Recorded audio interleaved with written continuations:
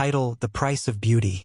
The bathroom was not a place of cleanliness, but of otherworldly distortion. The polished black mirrors were framed with silver, their surface more like a frozen void than anything resembling a reflection. Stepping inside, it was as if the room itself held its breath, waiting for something. Her bare feet touched the cold marble floor, sending a shiver up her spine. The air wasn't just cold. It was unnatural, as if the very atmosphere conspired to strip her of warmth, of humanity. And then there was the blood. It wasn't fresh, not in the way one would expect from a violent scene. It had settled, thick and red against the dark metallic backdrop of the room, yet its permanence felt wrong. An endless wound that wouldn't clot. The walls, the sink, the mirror, all were spattered, as if she had been here for hours or days or longer. She stood at the center of it, motionless, her pulse as steady as the endless drips of blood that seemed to fall from nowhere. There were no bodies, but the absence of them made the presence of the blood all the more palpable. She didn't recoil. She wasn't disgusted. There were no flickers of guilt, no rush of shame, just acceptance.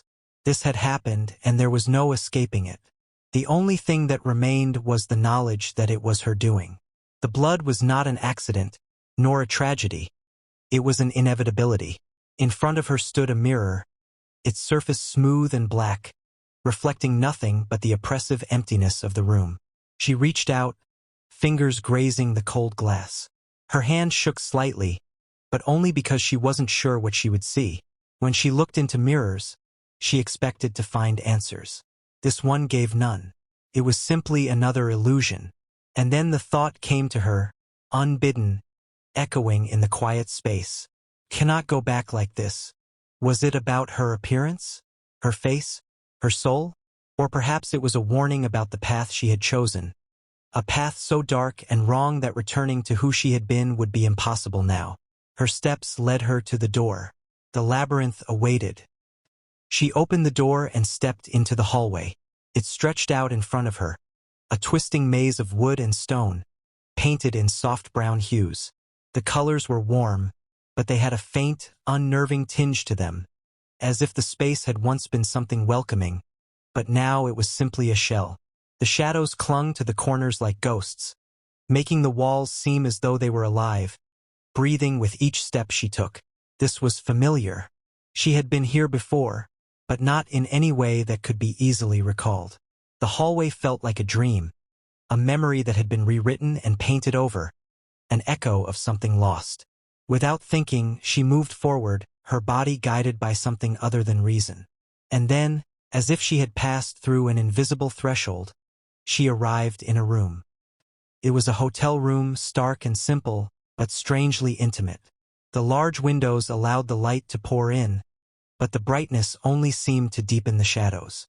The air felt thick with something unspoken, like a secret that was just on the tip of her tongue. The room was clean, almost too clean, nothing out of place. The bed was neatly made, the mirror above the dresser giving her only the faintest reflection. It was as if the room was a place of transition, suspended between worlds. Nothing here was permanent, and yet someone was waiting. Felix. He stood near the window, his dark hair falling neatly around his face. His clothes were simple yet elegant. A knitted blouse in soft beige over a dark top, matching cargo pants, and scuffed boots that hinted at a life lived outside the spotlight. He wasn't the idol she had seen on stage, larger than life, full of energy. Here he was something else, something softer, more real. Their eyes met, and she felt the weight of his gaze. It was not filled with anger, not with hatred or resentment, but with something far more dangerous: disappointment. It hung in the air like a heavy mist, suffocating them both. She had failed him, not just once but many times, and he knew it. His disapproval wasn't loud or violent, but quiet, subtle. It wasn't the kind of disappointment that comes from betrayal, but from care, a care that had been tested and found wanting. She couldn't meet his eyes, not because of guilt but because of fear. Fear of the depth of his feelings, fear of how much he had given for her, and how little she had returned. She walked toward him, her hand trembling slightly. She reached out, brushing her fingers against his cheek. His hair was softer than she had expected, almost delicate, like something too precious to touch too often. She could feel the heat of his skin beneath her fingertips, the warmth of life that seemed so fragile in this dark, distorted world. "I will make amends," she whispered in her mind, the words falling heavy in her chest. "I will try to change the things that came between us." Felix stepped closer, resting his head against her chest. His arms wrapped around her, pulling her into a quiet embrace. For a moment, the world outside the room ceased to exist. The blood, the mirrors, the hallway, all of it faded as she let herself feel the steady rhythm of his breath, the beat of his heart against her own. Her fingers moved gently through his dark hair, petting it softly, trying to ground herself in something real. His tenderness, his warmth, was like a balm to her soul, but also a knife sharp and painful. She could feel the fear blooming in her chest, a fear of losing him, a fear of seeing him fade away like everything else in her life. Felix had always been there. He had always been the quiet protector, the one who chose to stay when others left. His love was not the fiery, destructive kind she had craved. It was steady, patient, unconditional. And yet, it was also fragile. He was fragile. He was the kind of beauty she wanted to protect, not because he was weak, but because the world was not kind to beauty. It devoured it, crushed it beneath its weight.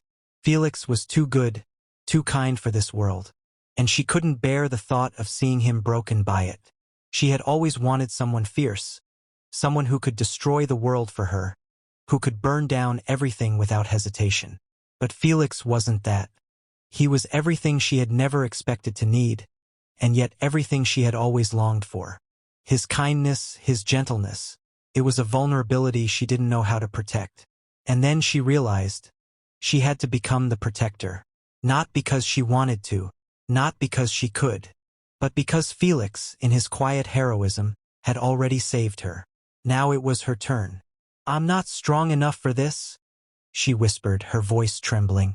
But Felix only tightened his hold, his arms pulling her closer, as if to tell her that it didn't matter, that he was here, that he would stay. And for the first time, she understood. Felix wasn't weak. He was just beautiful, and the world would break him piece by piece unless someone was there to hold him together. But in the quiet of the room, in the shadows of the walls, something stirred. The blood on the bathroom floor had not been an accident. The mirrors had not been broken by chance. And Felix, as beautiful and pure as he was not safe. In the stillness, a low voice whispered from the darkness of her mind, "You can never protect him. The world would demand its toll."